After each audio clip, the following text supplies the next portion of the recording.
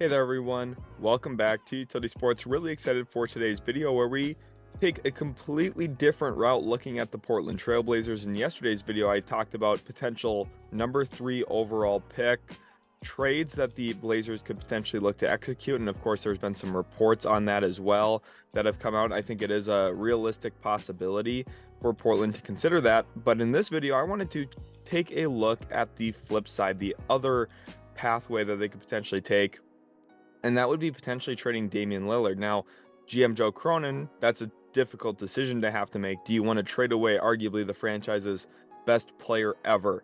And are you going to be the person that attaches your name to doing so? And if so, you better have a pretty good plan in place on what you're looking to do around him. But I think it's worth looking into for sure. If you guys are new to Utility Sports, please make sure to leave a like, subscribe to the channel for more, hit that notification bell. And without further ado, let's jump into that video preview where this video is going to take a look at trades centered around Damian Lillard. And then the question really for me is, now would I trade Damian Lillard? If I was Joe Cronin, if I was in his shoes right now, there's a couple things I'm thinking. One, yes, it's a big risk being the person, being the GM that trades Damian Lillard away. But you have to look at the landscape of the Western Conference. For Portland, how do they get past a team like the Denver Nuggets in the future? I do not believe that the Portland Trailblazers, who finished 13th in the Western Conference, are 1 or 2 players away from being an NBA Finals team. I just really cannot see that at this point. I know a lot can change really quickly in the NBA, but I don't think that they have the assets to go out and completely overhaul this roster. I also believe that this team is on the brink of overpaying Jeremy Grant this offseason.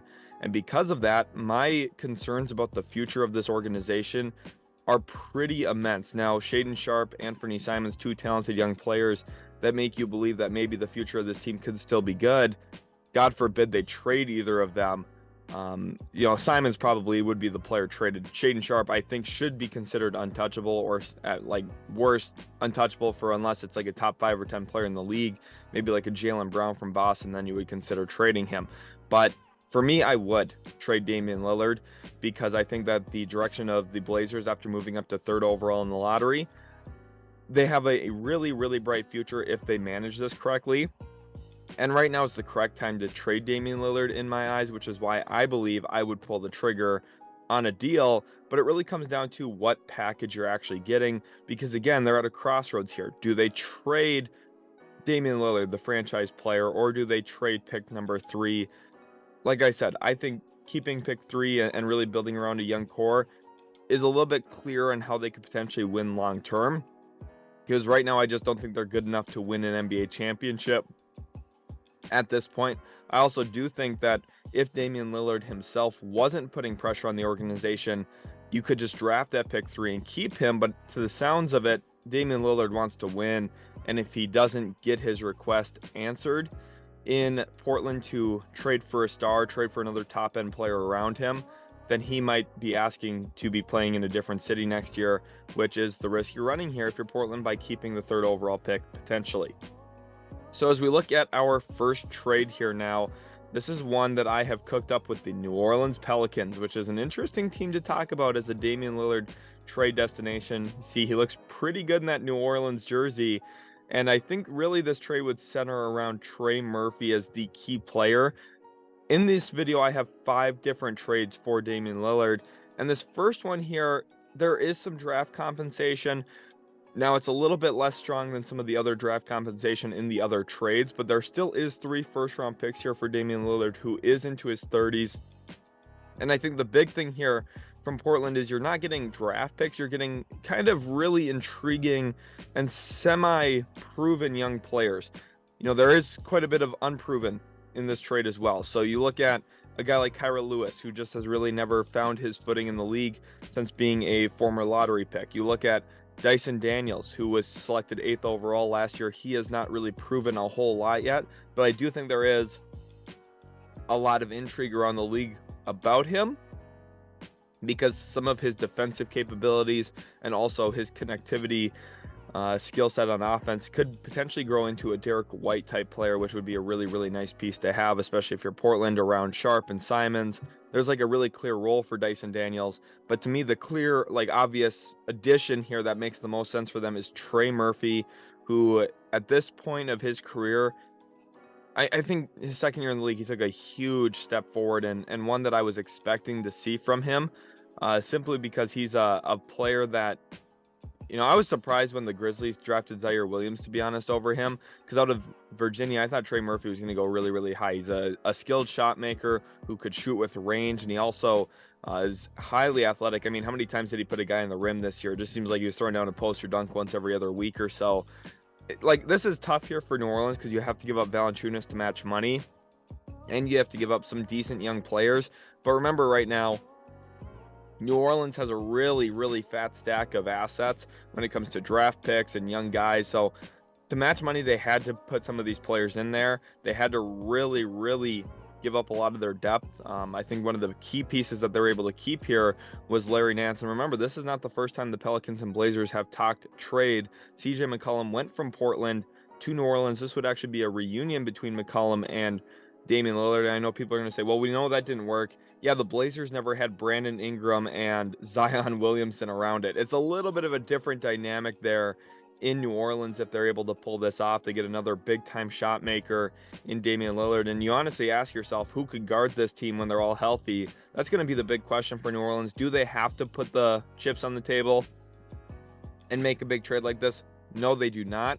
But if they do feel like Damian Lillard's presence elevates them to a level that maybe right now they can't get to, then you have to at least consider this. And for Portland's perspective, you're getting a really good collection of young players, some proven, some non-proven. Jonas Valanciunas maybe gets moved again in a deal somewhere. You could probably look at this being some type of three-team trade where he gets rerouted somewhere. And then you also look at those first-round picks. I know that 2027 first from Milwaukee weighs out. 2024 from the Lakers, you're like one Anthony Davis ankle turn away from that being a pretty solid selection, actually. And then 2023 first round pick here from New Orleans, that's pick number 14. So you're adding in a lottery pick this year as well, which Mike Schmitz, he'll definitely know what to do with that selection if he's the one in charge of making those decisions, which is what I expect him to be. Sliding into trade number 2, this is another one, obviously, with the Blazers. And then the second team in here is the Brooklyn Nets. And there's been a lot of rumors about Damian Lillard potentially in that Brooklyn Nets uniform next season. And Ben Simmons is involved in this trade, but I do not want you guys to think that he is valued in this trade, okay? There's a collection of first-round picks. The Brooklyn Nets, after trading Kevin Durant, Kyrie Irving, now find themselves with a really huge stack of assets that they could go out and reflip, turn into a star-level player, and that's exactly what they're doing here in this trade. And in fact, they're even giving up a first-round pick in this one to get off of Ben Simmons' contract. So essentially, they're giving up 4 first-round picks for the services of Damian Lillard. They're giving up 2 young players with it in Cam Thomas and David Duke Jr. Cam Thomas, of course, had many memorable games this year. He's one of the social media presence stars in this league because a lot of people on social media think that he could be scoring 28 points a game. Maybe he could, but will you be winning a lot? That's really the big question. And then David Duke was actually an all G League team member this year. He was fantastic for the Long Island Nets. So he's a really intriguing upside grab here for Portland as well. He's a bigger guard at about 6'5". He's able to put the ball on the deck, get downhill. I really liked his tape when he was coming out of college, and I think I had him ranked in the top 45 of his draft, which maybe doesn't sound too impressive, but it means you're getting a player who's still relatively young and has some talent in there. And then really the 5 first-round picks. So you're getting 2 firsts this year, picks 21 and 22 in the NBA draft. And you're also getting a really intriguing collection of assets. You're getting a 2025 first from Phoenix. And if you look at their current roster, they are pretty old with Chris Paul, Kevin Durant. So maybe by 2028, you're looking at a very, very valuable asset. And then you're also getting 2027 from Philadelphia in this one, which came from the first Ben Simmons trade to the Brooklyn Nets. And I think the reason that this one's attached in there is, one, to move off of Ben Simmons. But secondly, Portland could look at this and say, hey, if James Harden leaves in free agency, Joel Embiid maybe becomes discontent at some point, is it possible that 2, 3, 4 years from now, the 76ers are kind of in retool or rebuild mode? And the answer to that might be yes, which makes that pick extremely valuable for the Portland Trailblazers. And then for Brooklyn, why do you even consider this? I think the answer is obvious. You pair Damian Lillard with Mikal Bridges, which is funny because it's the inverse of what we talked about with pick 3, because we talked about how the Blazers could maybe look to pair Mikal Bridges with Damian Lillard. Now the Nets are the ones actually accomplishing that in this video with Dame going to Brooklyn. You also have good surrounding talent around him. Nick Claxton. You have Dorian Finney-Smith, Spencer Dinwiddie, who probably becomes a bench guard again, which is, I think, a very good role for him. Royce O'Neal still as well. This team is in a spot where I do think that they're somewhat ready to compete. Remember, we saw them go on a massive run last year when Kevin Durant and Kyrie Irving were both playing very good basketball. Is it possible that the Nets, with Damian Lillard in the fold and this kind of reconstructed roster, is it possible that they win a lot of games? And I think the answer to that is 100% it's possible. Now, are they good enough to win a championship? Maybe not, but this puts them in a position with all the other assets that they have to maybe go out and make another big move where they could add even more talent to their roster. I really do think this is a win-win trade for both sides. Portland gets a really good collection of picks. They also get young players, and maybe, just maybe, again, I didn't count him as value here, but maybe, just maybe, Ben Simmons finds his footing back into the NBA while in Portland, which would be a really, really good positive here as well for Portland in case it works. And if it doesn't, well, he's only got 2 years left on his deal. It's really not too bad, especially if you're trading Dame. You're kind of heading toward rebuild mode anyway. Trade number 3, the Blazers here now looking to discuss a trade at this spot with the San Antonio Spurs. And this one's been really reported. You can tell Damian Lillard, Greg Popovich obviously get along pretty well. And this one, there is no players in the deal, which completely shifts things up. This actually is one of the few teams that I could see actually pulling off a trade like this using cap space, because San Antonio has roughly $50 million in cap space this offseason, and they could theoretically absorb Damian Lillard into that cap space immediately. This gives Portland a few different options going forward. First of all, they would then have cap space to operate with this offseason. You would add in pick 3, obviously. You have the young talent. You have some of the guys that you already want to build around. You could go into the offseason and maybe sign a veteran or two to kind of keep your team somewhat competitive if that's the route you want to go. Otherwise, even if you don't use that cap space, maybe you could go out and sign restricted free agents with it as well. Or you could take in some bad contracts from other teams. For example, if Philadelphia wants to dump Tobias Harris at some point, Portland could then use their cap space to maybe take in an asset from Philly to help them get that done. It opens up a lot of different avenues and pathways for them for sure. And then the other thing here, you open up a trade exception of $45.6 million by trading Damian Lillard. At some point down the road over the next year and a half, you could fit a ton of different players into that, or maybe one big time player if you feel like, hey, with pick 3 and Sharp and Simons, we're maybe 1 or 2 good players away. Maybe it lets you go back out into the marketplace and get those guys. But really the big bell of the ball here is the draft compensation. You're getting a 2024 first from San Antonio, of course, with Victor Wembanyama there, and then ultimately trading for Damian Lillard in this hypothetical deal. You would expect San Antonio to be pretty good, but there's a lot of moving pieces, and they're still relatively young. So that pick, it might not be pick 25, 27, 28, 29, 30. It might be pick 17, might be pick 15. And who knows, if Damian Lillard gets injured, might be pick 13 or something. It still might be a lottery pick. So could be some value there. You're also getting a good collection of other picks from other teams. And this is why San Antonio makes sense as a trade destination. They have a ton of draft assets outside of their own picks. They have picks from Atlanta, they have picks from Toronto, they have picks from Chicago. And because of that, they can really go out into the marketplace and absorb a guy like Damian Lillard without really hurting their overall asset pool. Because you see here, they trade 5 first-round picks, and they still have many more to trade after that. They have here in this deal the 2026 first from Atlanta, 2025 first from Atlanta. One of those is a swap. And then 2024 first via Toronto, and a 2025 first via Chicago. So again, a really huge collection of trading draft picks here for Portland, but it gives them a really good foundation to continue to build this team around their new potential vision that I think would work really, really well for them. And for San Antonio, the answer here is obvious. Damian Lillard plus Victor Wembanyama, without having to subtract any of your good young core pieces already, it's a really good formula to help your team playing good competitive games right now. Damian Lillard seemingly does have some interest in playing in San Antonio as well. Of course, you know, there's that question about his tweet about pairing up with Victor Wembanyama. Nonetheless, I mean, Portland trading off of Dame here, like if you're getting an asset collection like this, it's really, really intriguing. And if you're San Antonio, you're building something really dynamic and helping Victor Wembanyama kind of come into the league with the intention of, hey, we're not just trying to rebuild, we're trying to win with you being our focal point. And pretty quickly on, I think, you know, San Antonio would realize that Victor Wembanyama is their build-around player, obviously. Damian Lillard would be kind of the co-star there in San Antonio, which I know some people are going to roll their eyes at and say, well, Victor is not better than Dame. Maybe not today, but by the end of the first season, yeah, probably. Going into trade number 4 here now. Again, Portland looking to move off of Damian Lillard in this trade, and it's to the Miami Heat. Something that I think has been very rumored, and I think Dame looks pretty good in that Heat jersey, don't you?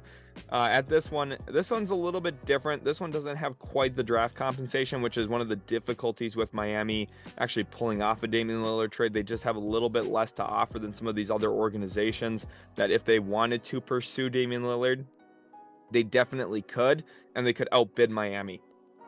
But if the Heat are really one of the only strong suitors, if Portland's not getting a ton offered by those other franchises, say San Antonio's a little skeptical of offering 5 firsts for Damian Lillard, which I think is a fair position to be in if you're San Antonio, then Miami can just come in and say, hey, look, we're going to give you 3.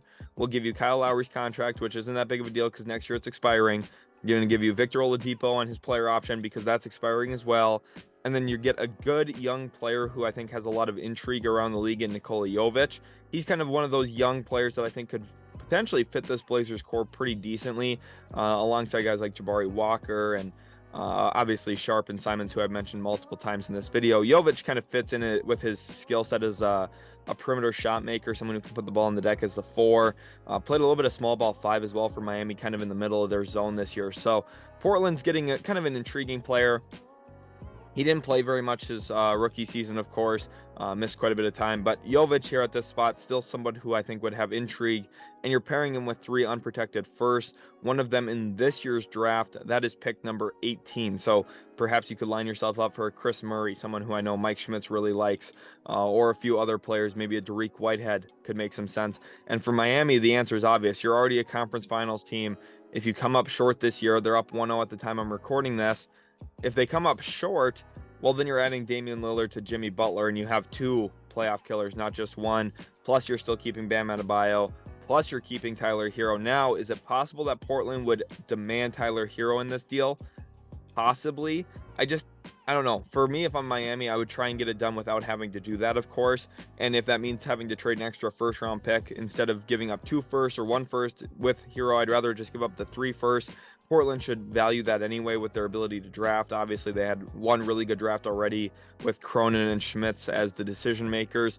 I think that, you know, they should continue to build that way, which is why I think Tyler Hero could potentially stay in Miami here, and the Heat load themselves up in a pathway that makes them a really, really dangerous team. And then trade number 5, and this one here is with the Philadelphia 76ers. And this is a deal that's a little bit harder for me to actually see coming to fruition, but I wanted to include it in the video because I know there's going to be some rumors about Dame to Philadelphia, especially if the James Harden to Houston rumors heat up even more so than they already have, which I've been talking about for a while here on the channel. I think James Harden is going to leave Philadelphia. So, of course, people are going to think, oh, Dame goes to Philly then. I just don't really see the pathway. We talked about how Tobias Harris, if the Sixers wanted cap space, they'd have to move him. Well, if they want to make a deal for a guy at $46 million on his contract, you're going to have to move him in that as well. So Tobias goes out the door to Portland, who maybe could they reroute him to another team looking to add him? Possibly. I'm not confident on that, though. You also get Montrezl Harrell and Jaden Springer here to closer match the money. It kind of gives Portland a little bit more flexibility in making future trades because you have extra contracts on the roster. And for Philly, it helps clear out a little bit of space so you don't go flying up into the luxury tax way too high.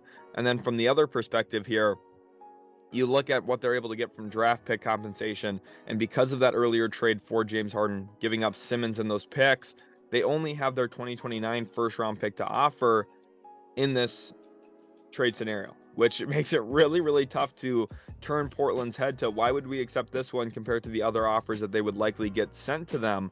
And it's just there really is no reason for Portland to take it. That's the only reason I wanted to include this in the video, because I'm going to hear about, oh, Philadelphia could land Dame. You're going to hear it. I just really don't think it's a possibility. They're going to throw as many second-round picks at Portland as possible. Jaden Springer, sure, young player, former draft pick, whatever. Like, I'm not in love with this. If I'm Portland, I just think all of the other offers are more intriguing for their direction. So because of that, I don't see Damian Lillard landing in Philadelphia. I really just can't see it.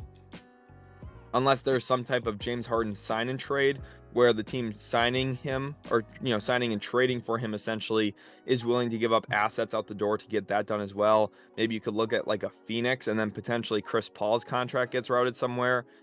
But then again, Phoenix doesn't have a lot of assets to offer. So there's some real difficulties in seeing a trade like this get done. So I just don't really see Damian Lillard playing in Philadelphia next season. Sixers fans, I'm sorry. You were probably hoping to see like, oh, well, the 76ers should be considered the favorites to land. No, that's just not the way it is. So unfortunately, this trade's just included in here to show the difficulties that Philadelphia would have in potentially landing Damian Lillard. I think Milwaukee's in a similar position as well, unless they were to include Drew Holiday in some type of three-team trade where they get assets for him as well. Thank you to everyone for watching this video. I had a lot of fun recording it. Make sure to join the Discord as well, where we have a lot of fun basketball discussion and conversation going on all the time. Link is in the description for that. I would love for you guys to join up and just talk some hoops with me in there. Leave a comment down below as well if you enjoyed today's video. Make sure to smash the like button, subscribe to the channel for more, and we'll catch you in the very next Utility Sports video.